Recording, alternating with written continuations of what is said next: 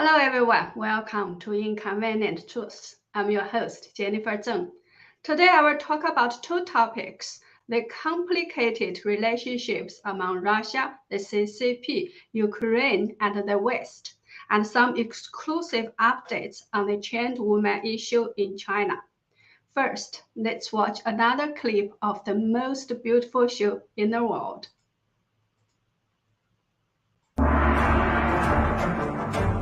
See China before communism.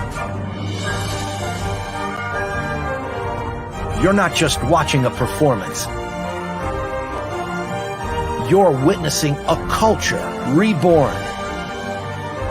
Rediscover hope with Shen Yun. I feel better about the world. I feel uplifted. It gave me hope that even in places and times of oppression and darkness, so much light can come out of that. And you go away feeling with a smile in your heart from it. It's bringing the heart of true China to the public. It was beautiful. It touches you. It really does. Every American needs to see it. Have to come.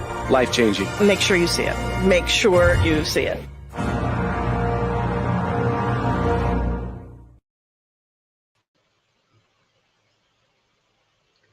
Well, sorry, I made a mistake last time when I talked about the benefit for my viewers. Actually, if you buy a ticket from the website address you are seeing on the screen, that is shenyun.show-jennifer /Jennifer Zeng, that's shenyun.show/Jennifer-Zeng. You don't need to put in any promo code. The handling fee will be automatically deducted. This is a special offer Shen Yun gives to my viewers. However, if you buy from Shen Yun's main website, that is shenyun.com, you will still need to use the promo code JENZ to save the handling fee. Buy yourself and your family tickets. If Shen Yun will be in your city, it will be the best show you'll watch ever, I promise. Now, let's move to our first topic today.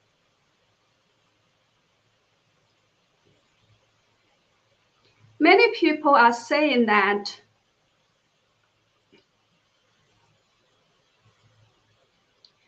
the ongoing Russia-Ukraine war has already changed the landscape of the world. Not only did Putin put himself in big trouble, but he also dragged the CCP down with him. Just like we talked about last time, the CCP gave Russia such a large amount of various purchase contracts after Putin did the CCP a favor by attending the Beijing Winter Olympics. For example, they agreed to buy oil from Russia for a price that was higher than the market price, and the contract term is for until 30 years. What kind of crazy contract is that? Who would want to buy oil at a price higher than market value and set the term for 30 years? So it is very obvious that the CCP just wanted to give Russia support. After the war broke out, the CCP's China was the only big country that refused to call this war an invasion. Up until now, the CCP is still referring to the invasion as a special military operation, which is exactly how Putin referred to it too. I'm not sure how overwhelmingly pro-Russia the CCP's narrative is, but let me show you two short videos and one very shocking post for you to get an idea. 我愿意捐6000块钱给俄罗斯的兄弟们，希望普京总统可以尽快发射核弹头，目标就是英美法3个国家，哪里人多打哪里。我不想俄罗斯倒下，然后北约对付中国，他们会让蔡英文接管中国。 Well, we might think, how crazy is that? He actually urges a nuclear war from Putin. But this person uploaded this video without any shame. He obviously felt very good about himself for urging Putin to push the nuclear button. Now the next video. 娃娃们看好了啊！乌克兰只示范一次什么叫做现代战争速度。同理得，早上出兵，中午统一，下午核酸检测发身份证，晚上一起看新闻联播，第二天一早升国旗奏国歌。See how confident this woman is. Troops out in the morning, unify Taiwan at noon, do COVID tests, and issue a new CCP ID card for everyone in the afternoon. Watch CCP's CCTV news in the evening, and raise the CCP flag and play the CCP's national anthem early the next morning. She's feeling very good about himself too. Now, let me show you. This is a Weibo post from this woman who obviously works at a bank in Shanghai city. She says in her post, all recent SWIFT transfer requests from Shanghai to Ukraine were rejected by me. And then she used a F word, American dogs. Why do you want to donate money to an American dog? No way. I was so shocked when I saw this. How could she be so brainwashed that she didn't realize she was committing a crime? How much hatred is in her heart for her to do such a thing?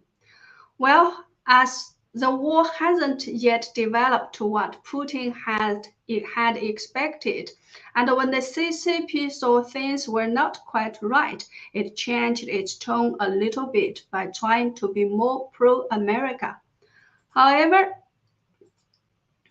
according to an article on the Russian embassy's website in China, Putin and Xi Jinping had a telephone conference on February 25th, in which Putin told Xi Jinping that what he had already done and what he planned to do, while Xi Jinping stressed that he supports Putin's actions. The two parties agreed to cooperate more closely and support each other more, and to not allowing countries to impose illegal sanctions to achieve the selfish goals of certain countries. The two parties both have the same position in principle on key issues on the international agenda, etc. So that's what on the Russians' website. However, the CCP's report about the same telephone conference is very different.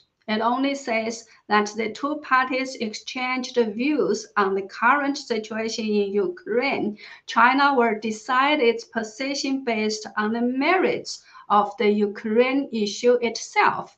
It is necessary to abandon the Cold War mentality, attach importance to and respect the reasonable security concerns of all countries, and form a balanced, effective and sustainable European security mechanism through negotiations. It goes on to say that China supports the Russian side and the Ukrainian side to solve the problem through negotiations. China is ready to work with all parties in the international community to advocate a common comprehensive, cooperative, and sustainable concept of security, and firmly uphold the international system with the United Nations at its core and the international order based on international law. Well, have you noticed the difference? We don't know whose version of the report is closer to the truth. But what we can see is this. While Russia wants to express to the CCP, look, we are in this matter together, the CCP wants to keep some sort of distance. No matter what, Putin's invasion of Ukraine has posed three major problems for the CCP. First, how to deal with the issue of Russia's recognition of the independence of the two breakaway regions in eastern Ukraine. If Putin can recognize the independence of the two regions and send troops to maintain peace, can the US and its allies also recognize the independence of Taiwan and send troops to Taiwan to maintain peace? Second, how to deal with Putin's abhorrence of communism. On February 21st, before Russia invaded Ukraine, Putin delivered a nearly 1-hour nationwide television address and sharply criticized communism. He said something like, the current Ukraine was created entirely by Russia, or more precisely by Bolshevik Communist Russia, a process that began almost immediately after the 1917 revolution. Lenin and his associates did this in a way that was very cruel to Russia itself, by separating and alienating parts of Russia's own historic territory. So in Putin's opinion, without Lenin, Stalin, and Khrushchev, their communist practice in the Soviet Union, Ukraine would not be what it is today. Prior to that television address, Putin has repeatedly expressed his utter disgust with communism. So how can the CCP deal with this? The third problem is how the CCP should balance its relationships with the US and other Western countries. If the CCP sides with Russia, it has to choose to become the enemy of the entire free world. So only in less than 1 week into this war, not only Putin has put himself into a very awkward position, the CCP has been caught in between two, not knowing what to do. I think maybe because of historic reasons, the CCP almost always has a lower hand when dealing with Russia. The CCP was first established as a branch of the Third International under the help of the Soviet government, so it pledged loyalty to the Soviet Union. Actually, the CCP is the real separatist for China. It set up a so-called Soviet regime inside the Republic of China in 1931, and that regime pledged loyalty to the Soviet Union, not China. Now let me show you something very interesting.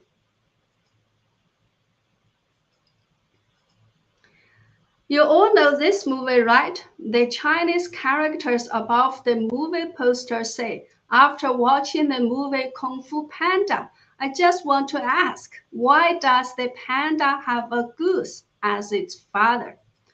Well, for anyone who doesn't understand Chinese, it will be hard to get the joke from this.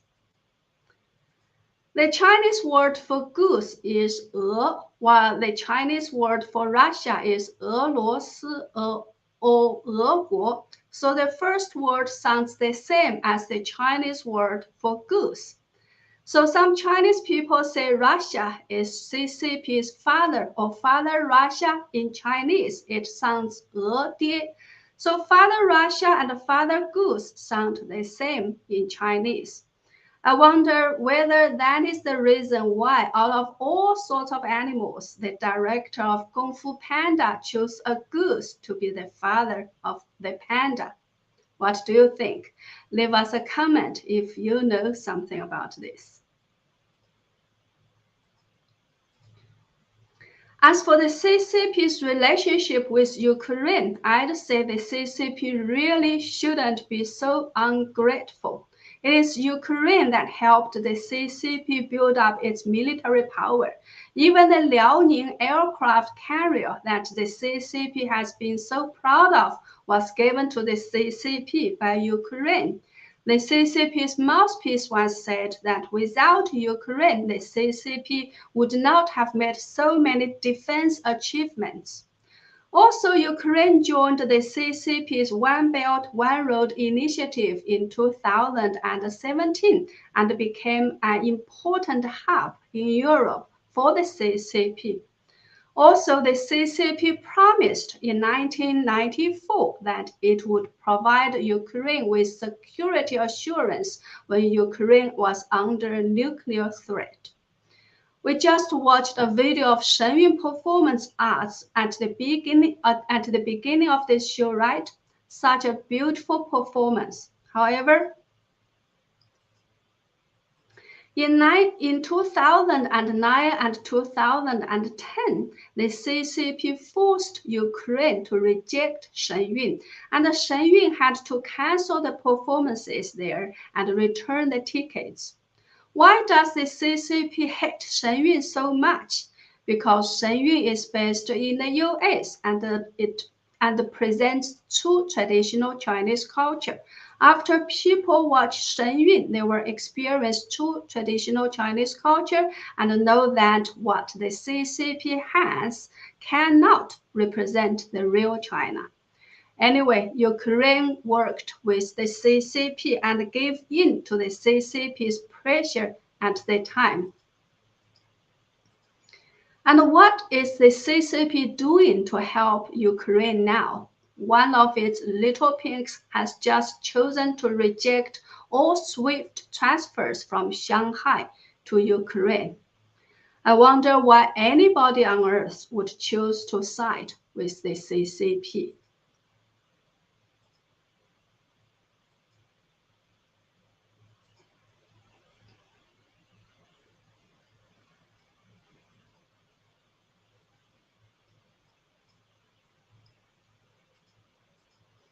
Now, a little bit of an update on the chained woman we have been talking about a lot recently. Yesterday, I received exclusive information from China that the chained woman was first presented as a gift to Yu Guangzhou, the mayor of Xuzhou City.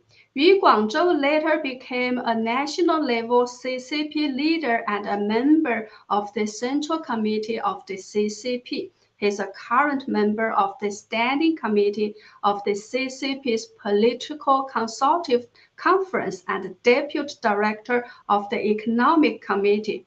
He was a three-term member of the CCP's National Congress. So in the US terms, it would be understood as being a congressman for 3 terms. So now you know how important he is. He was also the Director General and the Secretary of this CCP branch and the General Administration of Chinese Customs. This is a photo of him in uniform. Before that, he was the Vice Minister of the Ministry of Commerce, Vice Governor of Jiangsu Province, etc. The source told me that the chained woman's first son was fathered by him. After I posted my report on my website yesterday, I got an overwhelming response. The Chinese version of the report was retweeted over 500 times. When I was invited to appear on the Sound of Hope's Chinese language channel and talk about this issue last night, the host told me a story she learned several years ago. She said the CCP did have a culture called 破处. It could only be literally translated as breaking the virginity, which means having sex with a virgin. Many Chinese officials believe that having sex with a virgin can bring them good luck and get them promoted. Why? Because in the title for a county or city level official is 处长. The first character is the same as the word virgin, which is 处女 in Chinese. So they have a term 破处升听, which means after having sex with a virgin or with a certain number of virgins, say 100, they can be promoted to the next level, which is 厅长. So the Sound of Hope host said once a reporter from the CCP's own mouthpiece, the People's Daily, spent 1 year investigating this issue and gathered a lot of astonishing evidence. Some primary school teachers participated in presenting young students from 9 to 12 years old to the CCP officials. After they found that the reporter was gathering evidence, they even offered him a virgin so that he wouldn't report on this. However, this report was suppressed and didn't even make its way to the CCP's internal publication, which is not for the public to read. Quite shocking, right? Although apart from what my source told me, I don't have additional solid evidence to prove that Yu Guangzhou was the man who fathered the Chan woman's first son. However, the whole story sounds much more credible than the CCP's 5 different reported versions of it, and it is consistent with the CCP's ugly and disgusting superstition that having sex with virgins will get them promoted. Besides, the CCP never allows independent investigations. A while ago, we talked about a TV crew from Hunan province in China being blocked from entering the village where the Chan woman was found locked. A while ago, a TV crew from a Japanese TV station also tried to enter the village and failed as well. So under this kind of circumstance, you can't really blame people for not having enough solid evidence when releasing information about it, right? Well, that's all for today. Thank you very much for watching. Please subscribe to my channel if you haven't, or consider signing up for a membership or making a donation at my website at jenniferzengblog.com. When the big tech companies are suppressing free speech on their platforms, we can at least stay connected via my own website. Thank you. See you soon.